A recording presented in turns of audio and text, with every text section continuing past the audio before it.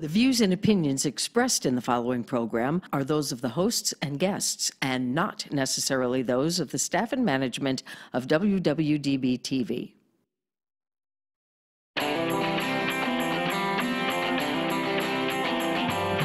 Hot topics, food, fun, entertainment, and serious business.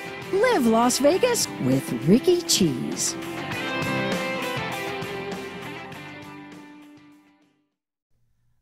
It is always a fun time here on Live Las Vegas with Rikki Cheese when we've got real animals, not just the animals who show up on my show, the crazies who I have on the show, just amazing people. But we have got just the cutest little puppies today, and a woman who is definitely responsible for making sure that pit puppies, pit bulls, the breeds are really understood. But she's also really an advocate for all breeds and the things that homeowners and dog owners and lovers really need to know before you bring one of these beautiful puppies into your home. With us today is Amy Clatterbuck. She is the owner, just runner, the CEO of the Clatterbuck Inn, and she is into rescue, especially love in her heart for pit puppies, pit bulls as the breed. And so you've got these two puppies. These are part of just a crew that you are raising right now. They're 2 of 12 puppies that came into our Animal Foundation, and Animal Help Alliance rescued them.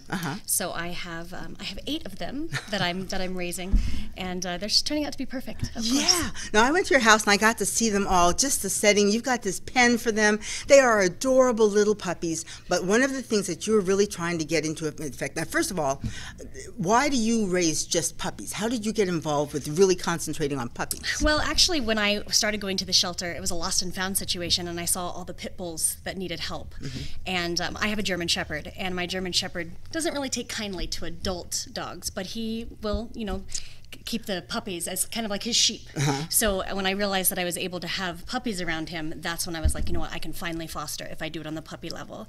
And then when I started with the Nugget Inn, we kind of do medical pit bull puppies. Right. So anything. Now, what do you say medical pit bull puppies? This is a specific area that you're concentrating medical on. Would be, we do broken legs, we do life-threatening conditions. We've had puppies that go down to LA for heart surgery. I've had deformities where we've needed to get it amputated. These puppies came in with alopecia from severe nutrition. So their hair, their skin was in really bad shape. I had one puppy that was completely bald, and with some great nutrition and love, and after checking into the Nugget Inn, they got what they needed, and they're healthy and well on their way to foster to adopt. Now, why pits?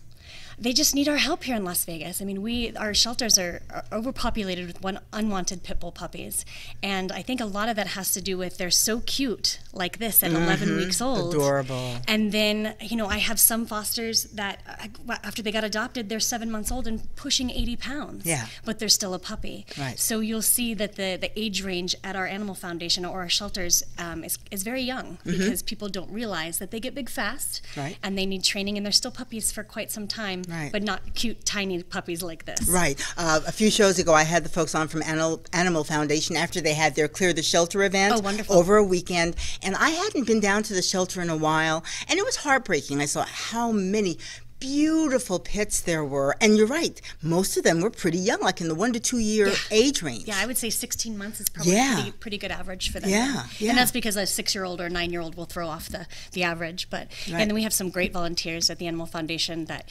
enrich the dogs' lives with walking them, and they do play dates and different things like that. So they're doing everything they can to help the pit bull population. Now, what brought you specifically to pits? Now, you said you have the German Shepherd, but this commitment to a breed that's so misunderstood, that's huge. I think that's the main part, is they are misunderstood, and you can't tell me that a puppy like this is set out to be a monster. Right. I believe that the way you treat an animal, or the way you treat a human being even, is going to precedent how they act when they're older. Right. So with the Nugget Inn, what we do is we give them a positive foundation. We teach them how to love and be loved.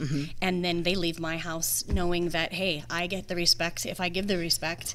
And then, they've all turned out to be perfect puppies. I have 50 fosters, and I keep close connection with most of the adopters, and they're fantastic dogs. Yeah. Now, there's a process that you have to go through if you want to get a pit bull puppy from the Nugget Inn. It's called the Nugget Inn. Let's say this a couple times during this segment, is that you can go online, Amy Clatterbuck, you can actually look at these pictures of the puppies.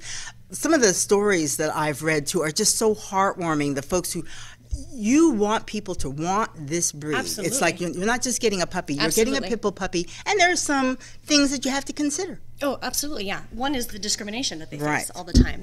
I mean, I walk a puppy around the park and people will cross the street and I'm like, my puppy's 3 months old.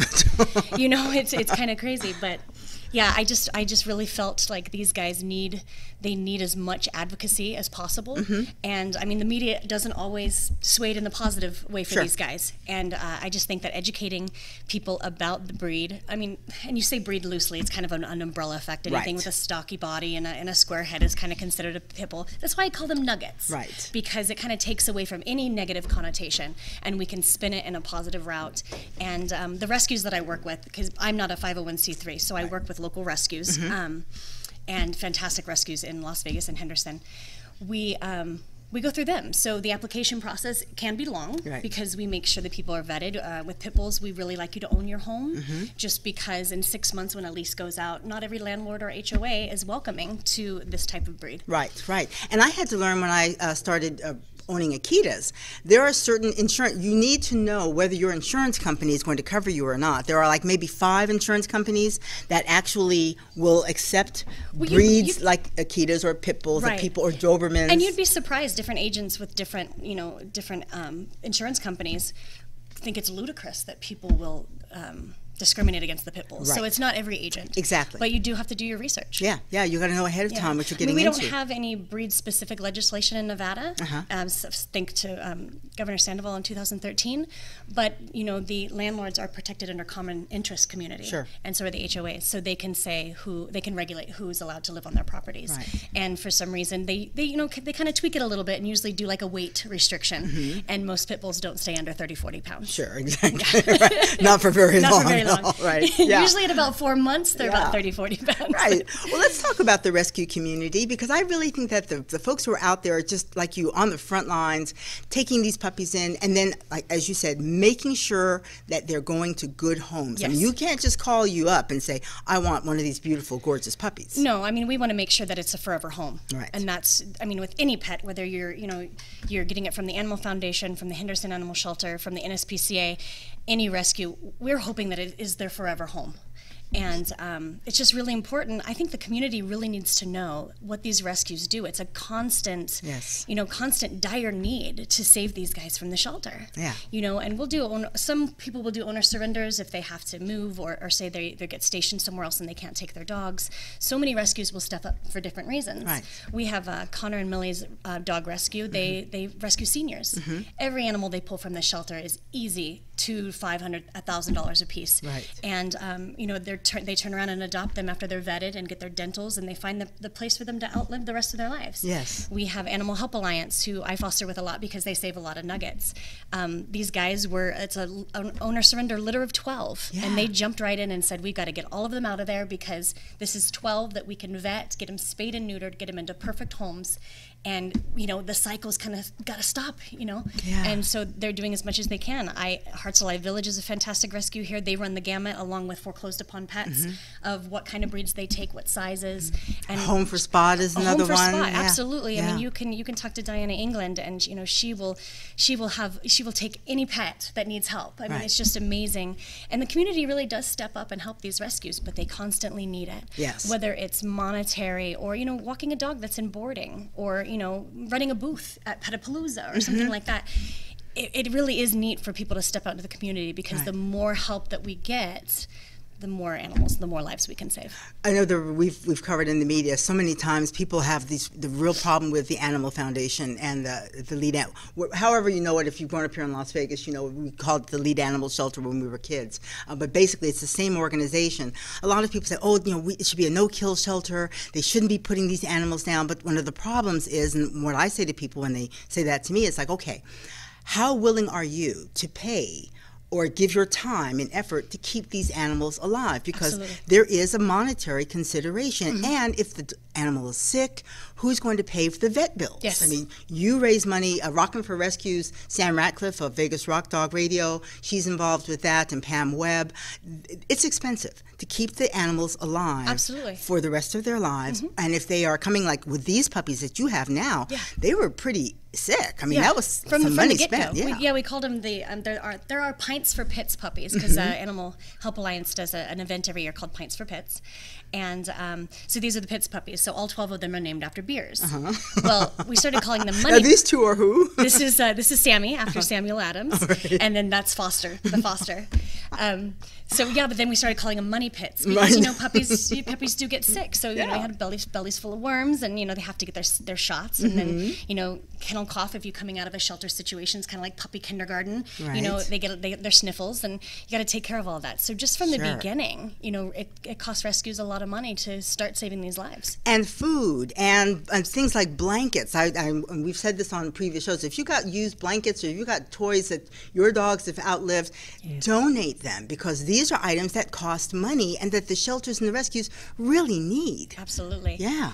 And there's an organization called Positive Difference, Pautastic, and they do enrichment programs like agilities, and you can go on and you can donate money to a certain dog to enrich its life, and get it out of boarding and get it trained and get it more adoptable. Yes. I always say a tired dog is a happy dog. Yes. And if they're tired, and I mean, you could even do like a puzzle, a 10-minute puzzle, and that's like a 45-minute walk, and that dog's happy and more adoptable if you keep them like that. So yeah, rescues can they can use all of that stuff. Like you said, the blankets, leashes, collars, toys, just anything you can do. Go by and visit the pets, take them for a walk. Sure. It's not just pit bulls. They've got little poodles and Yorkies and things like that need their lives enriched as well. Yeah, and the Animal Foundation now is doing this thing, you and I were talking about this, where you can actually go down, and if you're not really quite sure if you're ready to commit to a dog or a cat or whatever, you can kind of go down and borrow a pet for a weekend and it's good for the pet. They get out, they get to get out of that shelter socialize. Yes, and then it's good for you too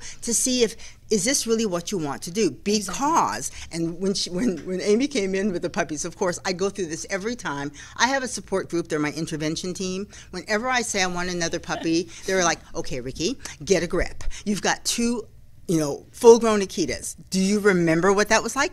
No, because you forget what that was like, the feedings overnight and the growing up and all. Well, I raised these puppies to get them perfect forever homes, and I find myself talking people out of puppies more because I just want to make sure that it's right for them. Sure. I mean, puppies are hard work. Yeah. And like you said, with the Animal Foundation taking a dog home for the weekend, or they even have a foster to adopt program now to see if it's the right fit for them.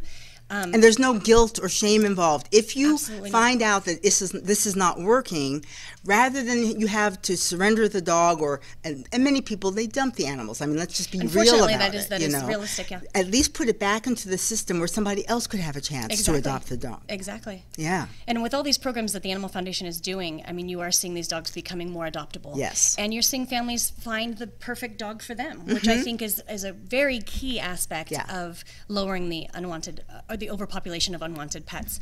If you think that you can have a German Shepherd and you live in an apartment and you only have an hour a day to be with that dog, you're sadly mistaken. They need a lot of exercise. They need a lot of room. They need a lot of grooming. Yes. So researching, I think, is the biggest part. All puppies are cute. Right. And Pitbull puppies, this baby is 11 weeks old and she's about 7 pounds. These are so adorable. And they're going to be... In 3 months, she'll probably be maybe 60 pounds. Right. Like I said, I've had some fosters that are 7 months old pushing 80 pounds. Yeah. But they were this tiny and cute a couple months ago. Right. So it's just, you have to make sure that it's the right fit for you. And if you do that, then the pup's going to be in your life forever. Right. And there'll never have to be an owner surrender situation. You'll never have to get rid of the dog. The dog will never be in the shelter system. Right. And I think that's just a goal that every person that wants to add an animal to their home, whether they have one or not, you just have to make sure it's the right fit. And the right dog is out there, and they come along when it's least expected. Yes. Yeah. Yes. Yeah. You just got to be patient. The planning and the, what is your setup? The feeding, the taking out for walks. Absolutely. You need, the monetary stuff, like you said, is, food is expensive. Toys to keep them enriched. You have to do routine vet work. Dentals are really important. Right. Plus, you have to worry about, if there's any medications that are ever going to be needed, or any emergencies that arise. And I mean, that can get really expensive. Vet bills can rise really, really quickly. So those are all things that you have to take into account too. Right. The difference, and I know somebody's going to probably blow me up on Facebook or on my email for saying this, is that when people have children, they anticipate, they know that you're going to take them to the doctor, you're going to take them to the dentist. There's all of these costs that are involved, the buying of clothes, buying of school supplies. I mean, just the friends I have who have small children, the cost of just the school supplies is outrageous. Oh yeah, the first week of these school days. will break the Oh bank. my gosh. So and then if you've got kids who are growing through their clothes really quickly, I mean, all of these costs add up, but people don't really get upset about that because they know that's what comes with kids. Well, when you have dogs, that also happens. You've got the cost of having a puppy. Right. Then like in my case, I've got two Akitas who have two entirely different energy levels. Right. Akira thinks exercise is really overrated. Apollo wants to tear the house up if he doesn't get enough exercise. So I have like scattered schedules for both of them that it takes more time. And I knew that going in. But I think a lot of people think if they've got, especially if they had one dog that was one way, they get another dog, they think both dogs are going to have the same requirements. Or even not just on a necessarily simple scale of, you have a home with a nice sized yard. Right. They still need to go on walks. Yes. They still need, a change of environment because that backyard, whether it's big or not, just becomes a kennel. Yeah. And they get bored of it. Yeah. So you have to be able to have the time. And it's hot in Las Vegas. So, over the summer, it's really hot.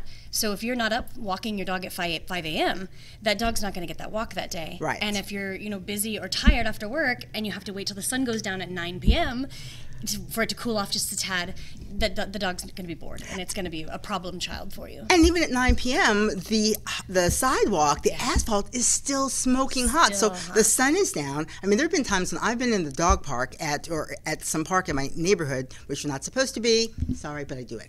At midnight, and it's still hot outside. Yes. Yeah. So you have to take that into account. When you're going to bring a pet into your home. Right. Yeah. And there's so many different things you can do with them too. There's aquatic places where you can take your dogs and have them swim. Right. It's just there's so many different avenues for you to go, but again, that costs money. Right. And that's something that you have to consider. You can't just bring a dog home, shove it out back with some food and water and expect it to have a positive life. Right. They're pack animals. Right. They're not going to thrive alone. Right. Absolutely not. And training is crucial. I was talking about a friend of mine, Murray Sawchuk. He's got 3 of the littlest things you've ever seen, and he trains them on full-size agility equipment. Go on he's got Instagram, Facebook, and everything. You'll see his videos of these little powder puffs going up. But he said it's very important, training and for them to be socialized with other dogs. No matter the size. It's amazing, and I know every rescue can account for this. They get calls all day long, daily. I have to surrender my dog. Your next questions are, what kind of dog do you have? Is it up to date on shots? Is it spayed or neutered? Is it socialized? And you always get pit bull, not up to date on shots, not neutered, not spayed, and doesn't get along with other dogs. And it's like, wow, this dog was set up for failure from the beginning. And there's a lot of rescues that will take on those kind of dogs. They have amazing fosters that don't have any other dogs, but they're few and far between. Yeah. And it's hard to place dogs like that if they don't get along with other dogs. Yeah. Socialization before 16 weeks of age is critical. imperative. Yeah. I mean, you could have the tiniest, sweetest little Yorkie and it be a little monster because it doesn't like other dogs or has never been around kids, and they bite just as hard as big dogs do. Right, yeah. So you have to, socialization is extremely important no matter what the breed. And I keep my dog, I think this is probably the longest that Akira and Apollo have not been in training of some kind.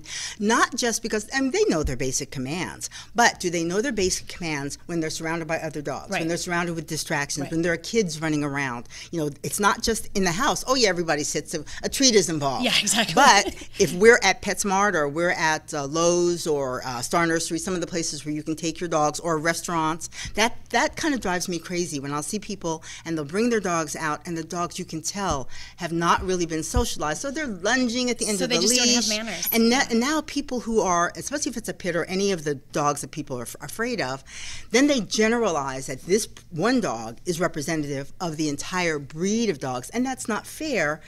But the owners have set them up for failure. Yes. Yeah, yeah. And that's hard to turn around. I mean, we have people that work hard to do it, and it is possible. But if you just get a dog for the right reasons, get the right breed that fits your family, that dog's going to be with you its entire life, and you're going to really start chipping away at the overpopulation problem with our shelters. Spaying and neutering, we've touched about it and just briefly, but how critical is this for the overpopulation problem? It's just not an option to have a dog that's not spayed and neutered. It's actually against the law. It's against the law. It's an ordinance. Yeah. It's just not enforced as much as it should be.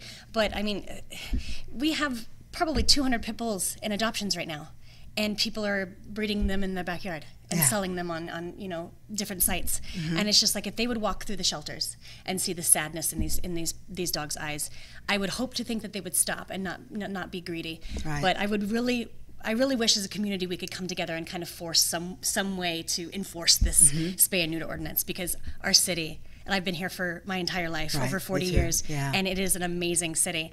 Our community is amazing, but we have to keep it amazing for these guys. Yeah, and one of the things that encourages me so much about what you're doing is to get the word out of spaying and neutering. That's so important, but also the fostering program, what you do with fostering. So just experience it. If you have any thought of, especially like I say, I've got the intervention team that talks me down, Rikki, do you really want another puppy? Because I've run into so many people, they see the puppies, they're so cute, they don't take it into account how much time and effort and dedication it has. So it's okay to do a test run. Yeah, and the way I see it is, if you have a home and you have a heart and you have love to give, you can and you should foster. Right. Everybody should foster. Right, and see what that's like. It's amazing. Yeah. And rescues need us. Absolutely. I love it when I hear them talk about the foster fails, because that's one of the reasons why I don't foster, because I know once I get that puppy in my house, I'm not going to want to give it up. No, but that's your role, is to make it a better dog and get it a perfect home. That's your role as a foster. And you could do it. How can people get in touch with you if they do want to foster and find out more about pits and the different rescue groups here in town? I'm on Facebook. I'm also on Instagram at the Nugget Inn. And you can reach me at amyinnkeeper@yahoo.com, and I'll point you in the right direction. Let's get you fostering. Let's get you out in the community and helping these rescues. And what can people do if they want to help you out? When you talk about blankets, you talk about equipment, things really simple, like my dogs have all outgrown, and I'm one of those spoiling owners, so they get the really expensive collars, they get the really expensive leashes, and so I've always got this overflow of toys and leashes. We can always use them. We can have people pick them up. Blankets, towels. Absolutely. I know the Animal Foundation always needs blankets and towels. So does the Henderson Animal Shelter.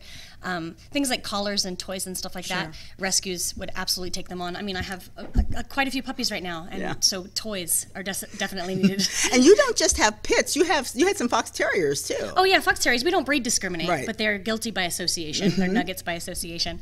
I prefer the pit bulls because my passion is for them, but any dog in need is always welcome to check in as a resident at the Nugget Inn. That's wonderful. Thank you for being Thanks on. For having follow up. me. I'm going to have Amy as a regular guest, so if you have any questions for her, of course, go on to her sites, or you can also email me at rickycheeselasvegas, all spelled out, at gmail.com. So if you've got some concerns and you've got some issues that we want to tackle, I'd like to have her on, and you can give her the questions directly and find out whether this is something that you would even like to get involved in, because the more help that the rescue groups can have, the better. And also, you can pick up Pet Scene magazine all around town. It's at the libraries, and in the back, they have a list of almost all of the rescues here in town. So if you're breed specific like I am, you want to find out about Akita Rescue or Beagle Rescue or Pit Rescue, you can find these different organizations here in town and talk to people who have the breed that you're interested in. Right.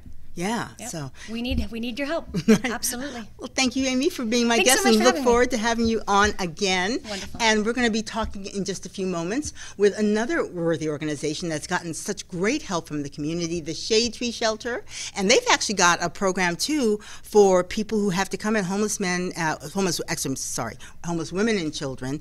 One of the problems that they face too is a lot of times women won't go to a shelter, even if they're in a domestic violence situation, because they don't want to leave their pets. Absolutely. And so that's something that the Shade Tree Shelter also is taking a look at, has an organization set up, and you can help with that as well. So stick around. That's coming up in just a few moments on Live Las Vegas with Rikki Cheese.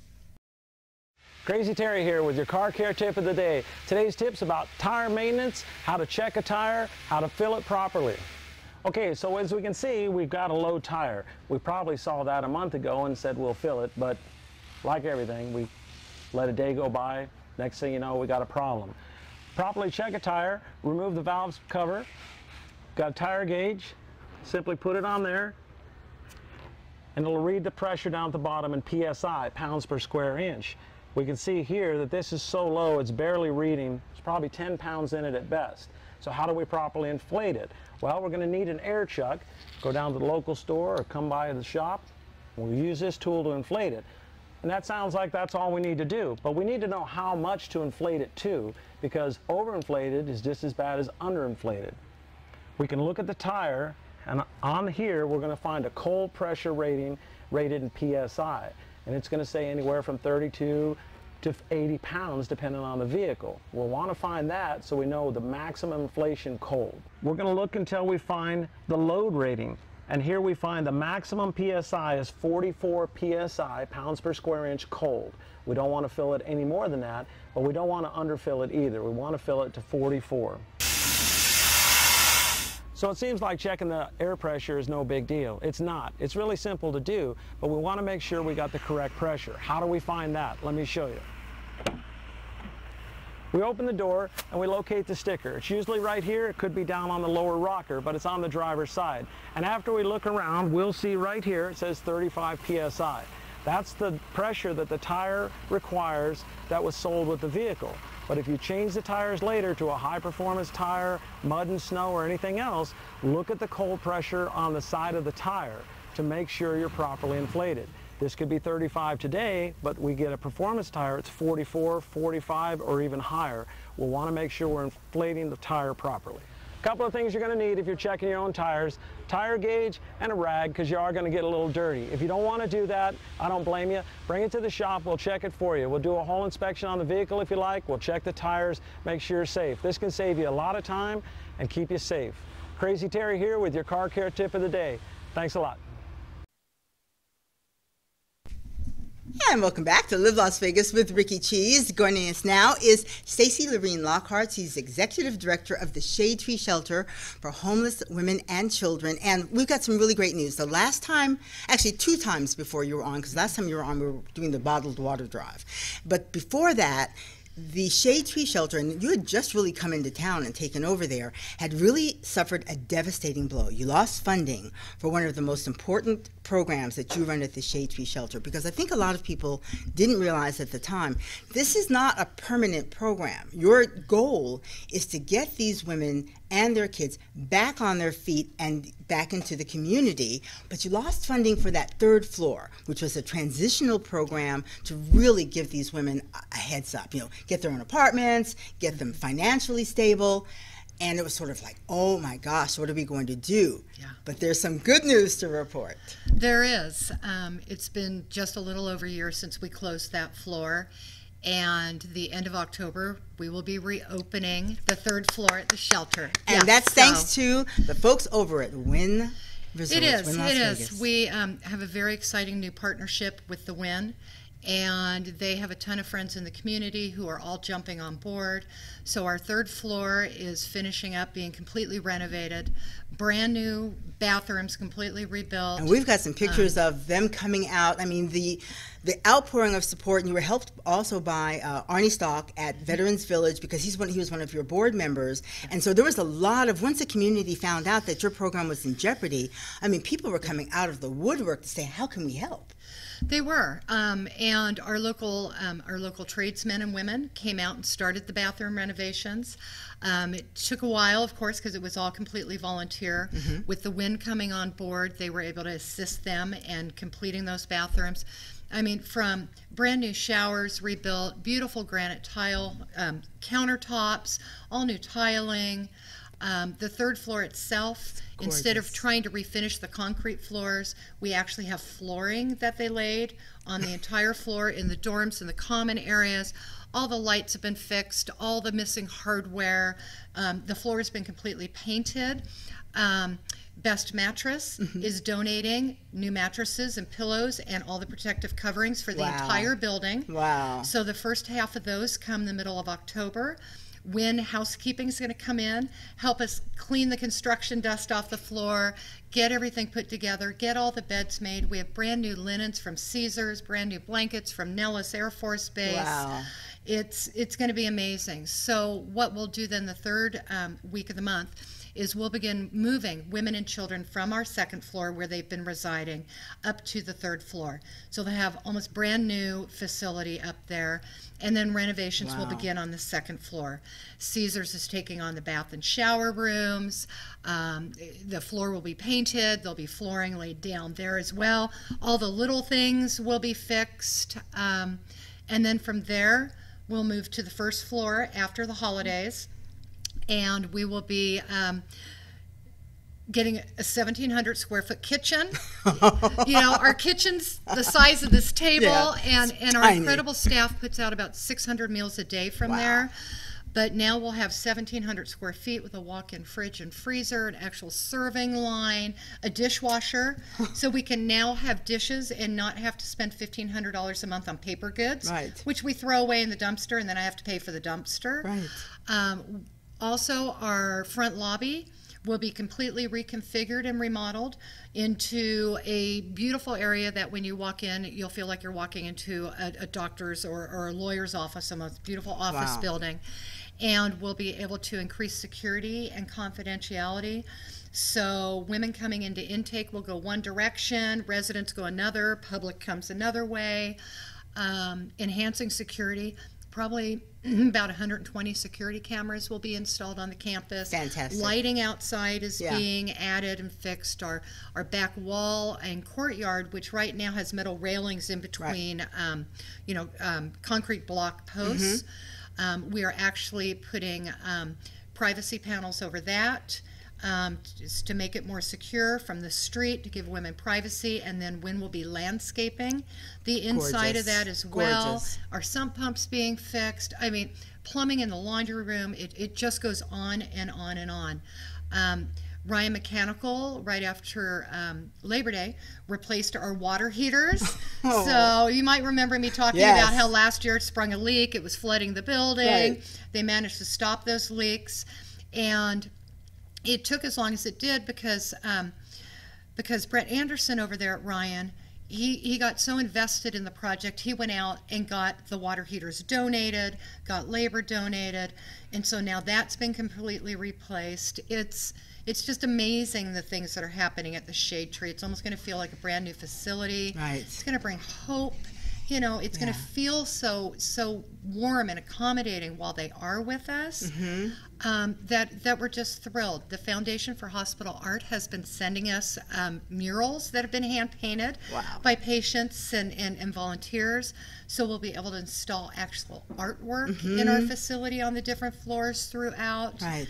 It's just it's amazing. It just keeps going and going and going. I think for a lot of folks here in Las Vegas, you guys probably are very familiar with what's called the Compassion Corridor.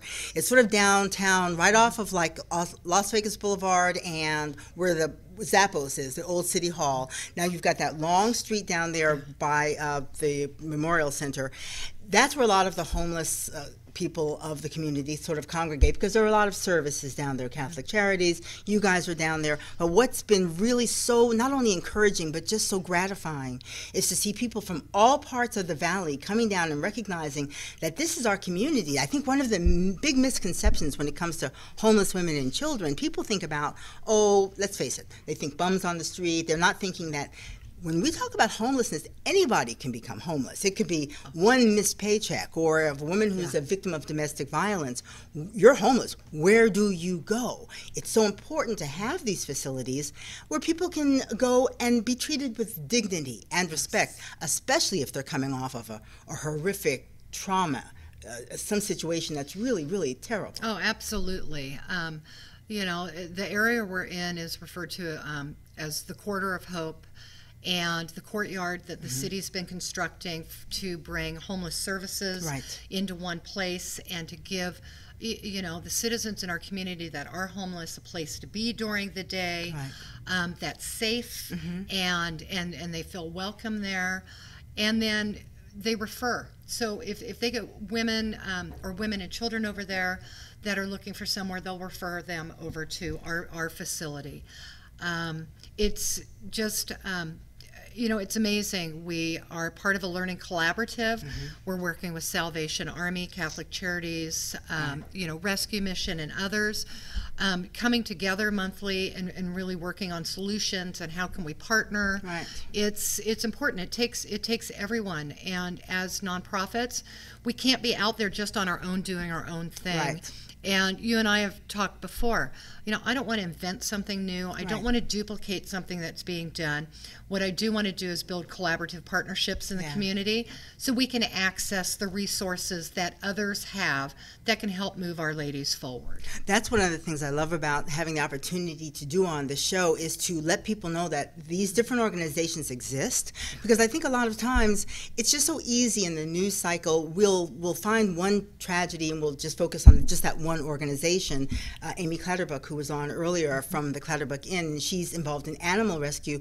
There are a gazillion rescues here in town, but there are certain organizations that try to do their best to coordinate efforts so everybody's not reinventing the wheel. You know, everybody's kind of got the same needs in the animal community. You guys all have the same needs in the homeless and rescue community of human beings. You need food, you need clothing, you need financial support, but also I'm finding that once you guys put the word out to these different trades organizations and these different businesses, they just want to know how they can help. Nobody ever said, you know, we need a water heater, you know? I think a lot of times in nonprofit, we get so ingrained in just the day-to-day. Sure. Because my day can change from my car like to your the day front today. door of the building. I know, as I'm texting you, I'm on my way. You started your day when the county commission, city council, you've got all of these other things that happen outside of just the day-to-day, moment-to-moment help of these human beings who need you. And yet, you know, the most important thing is that day-to-day. Sure. And for us to be able to reach out and collaborate, you know, when we have somebody that is really afraid of her life, we can get them over to Safe Nest. You know, we can partner with Las Vegas Rescue Mission, Safe House. So we reach out to our partners all the time in the community. And as you mentioned, Veterans Village. On November 8th, there will be a ribbon cutting and a ceremony to open the Women and Children's Campus over at Veterans Village too. We've been partnering on you know, getting donations of furniture in and stuff for the apartments that are being, you know, rehabbed, so we can really furnish them with nice furnishings and housewares. And as our women gain employment and are able to take on rent, we'll be able to move some of those ladies over into their own apartments. Wow. So they are back up on their feet and moving forward. Yeah. People say, you know, it takes a village, and I said, in our case, it takes a whole forest. You know, but there are just so many amazing things going on. This month, of course, we kicked off yesterday Domestic Abuse Awareness Month. Right, that's the month of October. And it is so important. When I was at County Commissioners meeting this morning, Liz Ortenberg from Safe Nest was there as well. And she brought up, you know, and I hadn't realized, we had 48 fatalities in the state last year due to domestic violence. You know, we're 1 in 4. The nation's 1 in 3. So we have an issue that we really need to work on, and there are people working on it. But we need to keep it out there, and we need to keep letting people know, because we've had months this last year where we had more residents staying with us that were there because of domestic situations than just being homeless for whatever reason that might be. And our demographics shift a little every month. But when I see moms and 4 little kids, and, you know, for instance, this summer we had a woman with us who, you know, found housing, moved out. After she moved out, delivered a baby, and she already had a toddler. Went back to her housing and was told the program was shutting and they'd transition them to other places, but that didn't happen. You know, this baby's 10 days old and in the extreme heat, and she was beside herself. What am I going to do? And we made the decision, you know what? You go and you get her and bring her back here. We're not leaving her and her little baby out there in this kind of heat. You know, just go get her, bring her back. She was one of our women honored at our monthly Rising Stars ceremony last week for the month. She's doing so well. And those are the success stories we talk about. And, you know, if somebody steps out there and they falter, they hit a bumpy spot, we want to be there to provide aftercare for them, to still walk that journey with them. When women leave the Shade Tree, we want them to stay in touch. We want them to come down and participate in programs, to feel that we are still there and they're still part of the Shade Tree. because nobody can do anything by themselves. We Yeah. all need support and we all need friends. Right. And so we're trying to provide that as they leave as well. One of the reasons I was so happy that both you and Amy agreed to be on the show together, this two shows, because you touched my heart in two ways: for pets and people who need help and don't know how to reach out for help, don't want to admit that maybe they've gotten in over their heads with whatever pet. We were talking about pets primarily because that's what Amy focuses on, but it could be any breed. I once spent some time on a vacation I had, and I just parked in front of the Animal Foundation, and I just watched people walking in, owner surrenders. I think there's a misconception here in this community that these are all dog fighters, like strays. No. And they were giving their dogs up sometimes for the simplest reason: I can't afford to feed my dog. They didn't know where to turn. They didn't know, maybe they could find a dog walker. You know, somebody like me was like, you know, I could walk your dog. I got 2 other beasts of burden. I might as well walk 3. Exactly. But they didn't even know that they could reach out for help.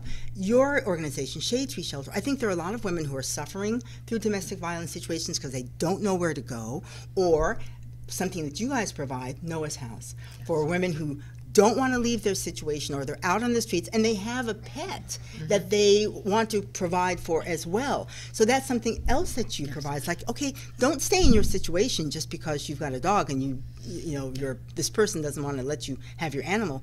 That's something else. But these are the things that we've got to get the word out so women and children don't stay in these situations that don't do them well. And then you and Amy, you guys are providing the help. It's like not only we're going to take you in, but we're going to help you stand up on your own 2 feet. Yeah. Noah's Animal House on our campus has been there 11 years now, and recently opened another Noah's in Reno on the property of a domestic violence shelter. So that makes these 2 animal shelters on our campuses are the only ones this side of the Mississippi. Wow. We had a woman this summer who had contacted me through Facebook, through our page, and we were messaging back and forth. She actually rented a car, got all of her things when she had the chance, and her pet, and drove from California to Las Vegas specifically to come to the Shade Tree because we have Noah's. Yes. And there was nowhere else for her to go.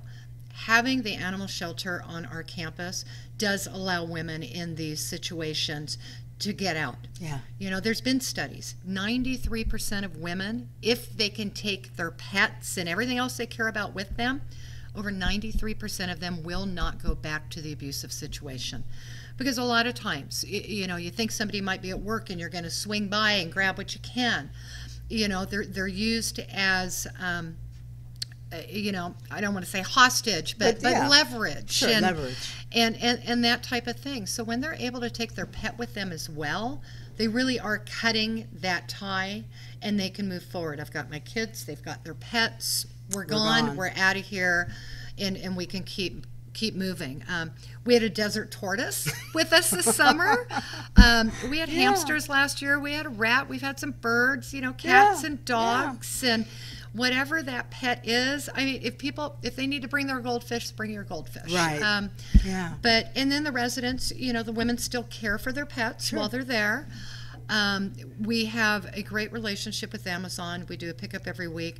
Some weeks we'll end up with a box truck full of pet food. Right. And so that's wonderful because everything is donated up there. But at the same time then when women leave and they're ready to move out and they have their pets, we're able to supply them with pet food as well that they can take with them. On our Facebook page recently, we were listing our monthly needs, and somebody said, well, what does Noah's need?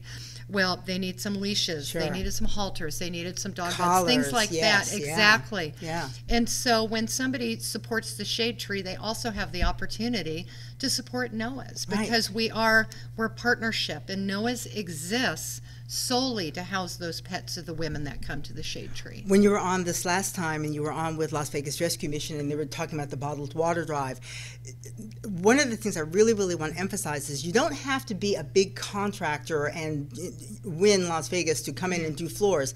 It's the little things that are also really, really critical. Like if you've had your baby and you're not going to have another baby, or if you've got a ton of baby clothes, these women who are coming to you, they might have had to leave without anything. So you need diapers, you need baby clothes, you need toddler clothes, you need the women themselves need formula. Clothes. Oh my gosh, those are the little things that make a huge difference. They do. and it's so great that we have friends in the community. Kirk and Dovin is doing a Socktober drive for us. Their goal is to 5,000 pair of socks. Yeah. One You of don't the think about things- socks and underwear. And yet, Yeah. somebody who's homeless, one of the things that they don't have and they appreciate the most is some socks. Yeah. Clean socks, dry socks. Winter's coming. Yeah. I was waiting for you and I to come on, and I was messaging back and forth with somebody on our Facebook page who knits. She's going to start making baby blankets and little baby caps for the infants for us. Yeah. You know, winter's coming, so we're thinking about change of season. You want to change your own wardrobe over, you start thinking about, where are my long sleeves, where's this and that. Right. And yet, somebody who's homeless, they came to us this summer, they may only have summer clothes with them. Right. They've had a baby while they've been with us or came with an infant. Right. We want to keep their little heads dry and warm this winter. We want socks on people's feet. So it's amazing. You're absolutely right. From something little and personal that one person can do, Yeah. to a small company, to a large corporation.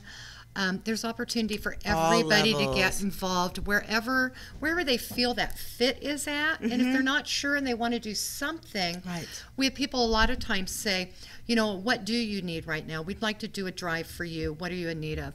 And I say, we need size 5 and 6 diapers this month. Right, We need right. every month. This month we may need towels, or we Sure. may need twin sheets. Right. So every month we actually put together a list now of the things that That's we fantastic. immediately need. Fantastic. And that's posted on our Facebook page, the Shade Tree of Las Vegas.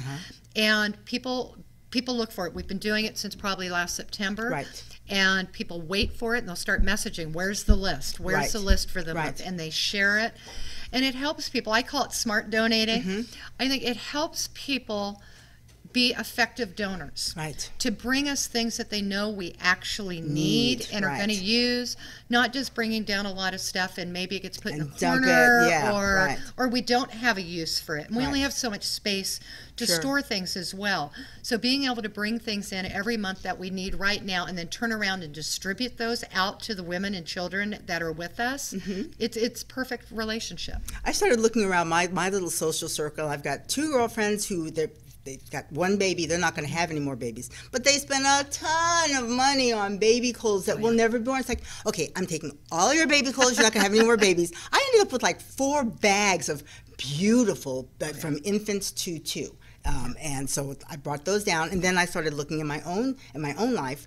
How many collars and leashes do I really have? And really, at this point, baby doll and baby boy, they're not going to. They're pretty much maxed out. Yeah, they don't need any can more. watch themselves now. They don't need any more toys. And so I went in the garage and I realized I had this tub because I buy in bulk. So they don't like those toys anymore, and they still have the tags attached. I thought, really? So I'm taking those down to Noah's house. It's like, they're the things that a lot of us have that you need, so you can go on the list, you can find out and say, what am I holding on to this stuff for? Am I going to really need it? Or in your circle, how many pairs of shoes do your babies really need at this point? And are they ever going to wear this stuff again? And it's in great condition. Just really expensive well, stuff. They in grow great so condition. fast. I remember my own daughter. She's 23 now. When she was little, I used to go to an Oshkosh outlet store, and I'd buy her the cutest outfits. And you know what? They wear them twice, and then they're too big, done. or the weather changes. So what do you do with them from there? Some of the things that we can use right now. Yes. We can use high chairs. Yes. Okay. We could use bassinets, pack and place. And through the renovations to the 2nd and 3rd floor, we have a room, it was kind of a storage room on each floor, that we are renovating those, and we are turning them into quiet nursing rooms. Wow. So Yeah. they'll have baby baths built right in and changing tables. We're looking for a couple rocking chairs. Yeah. I would love to put a rocking chair in each one of them. That way, if they're in the family dorm, that little one wakes up in the middle of the night and is fussy or needs to be fed, there's a place they can go that's private, it's quiet, they can be in there with their little ones and not be disturbing everybody else who's sleeping, Sure. because it is kind of communal, Right. living. but giving them that space where they can have that time for bonding and just sitting. And I remember I used to rock my baby, Becca, for hours and hours. Right. And in fact, I think Grandma rocked her so much, she never did sleep in a crib. She wouldn't do it. But those are some things that we can really use. Yeah. And as we continue the renovations in the building, we're going to be looking for some furniture to put in the common areas on the residential floors.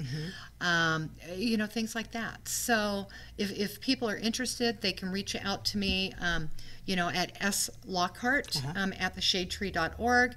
They can contact us through the Facebook page. I tend to do a lot of the replying to private messages and posts and things. Right. So if somebody has something and they're wondering if we can use it, if they just reach out and ask me, I'll be able to tell them. What we don't need right now is we have an overabundance of stuffed animals, those kind of things. Sure.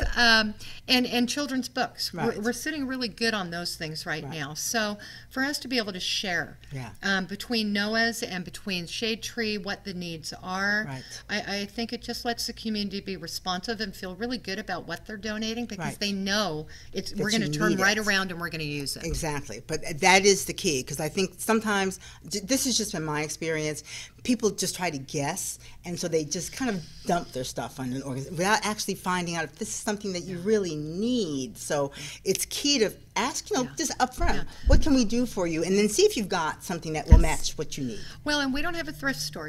Some organizations, Salvation Army, some of them, SafeNet, they have thrift stores, which is great. So if they can't immediately use it for their residents, they can turn around and sell it. Right. We don't have a thrift store, so everything that comes down to Shade Tree, we want to be able to use it because we don't want to have to dispose of things. Well, that's more work for you guys. Well, and then we're paying for the dumpster as well. Yeah. So sometimes a gift isn't always a gift in the end if it's going to turn around and cost us resources to process or figure out what to do with it. Right, yeah. So, well, I'm glad you came on, of course. Thanks for having me back. This is the cool thing, is you can call ahead of time, or you can email Stacey and find out specifically what she needs. And if what you have at home, like I said, you've got a gazillion dog collars that your pets will never wear again, or leashes, or baby clothes, or bottled water. And even the bottled water is kind of problematic sometimes because, you got to get rid of that plastic later on. So if you've got maybe one of those contraptions that can actually be used and people can use their, containers over and over again, those are really critical. So it's just key to find out what you need and then say, maybe I've got something that, it's going to benefit you. Yep, and you're exactly right. For all the water drives that go on and then all those plastic bottles that end up everywhere, it's a blessing and a curse. So that's something else that's also being addressed in the renovations. Absolutely. Or you can send your empty bottled water to me and I'll make dog toys out of them. Right. Thank you, Stacey, for being on. Again, October is Domestic Violence Awareness Month, and if you can get involved in any way, shape, or form, please do so. If you want to help out the Shade Tree Shelter, or of course the Nugget Inn, Amy Clatterbuck, with her work that she does with Pit Rescue, that's something you can do as well. All that information is here on this show, and of course we'll have them on and just kind of keep you aware of what you can do. However small you might think it is, it could have a huge impact. Right. We'll be right back with just another way you can possibly get involved in this community. So stay tuned for more on Live Las Vegas with Rikki Cheese. Is life so hectic that you just don't have time to get all those projects around the house completed? Well, worry no more. Tinker's Handyman Service is here and ready to help you. Tinker's is a company you can depend on to be honest and reliable. What sets us apart from other companies? It's simple. We care. A reliable staff will help you with drywall repair, painting, popcorn ceiling removal, laminate and engineered wood flooring, also accent walls, crown molding, baseboard installs, cabinet and door repair, minor electrical and plumbing repairs, and more. Visit Yelp to see rave reviews from our satisfied customers. Call or text us today at 702-445-4812 for a fair and honest free estimate. Let Tinker's Handyman Service give you the free time you deserve. That number again is 702-445-4812. We're waiting for your call.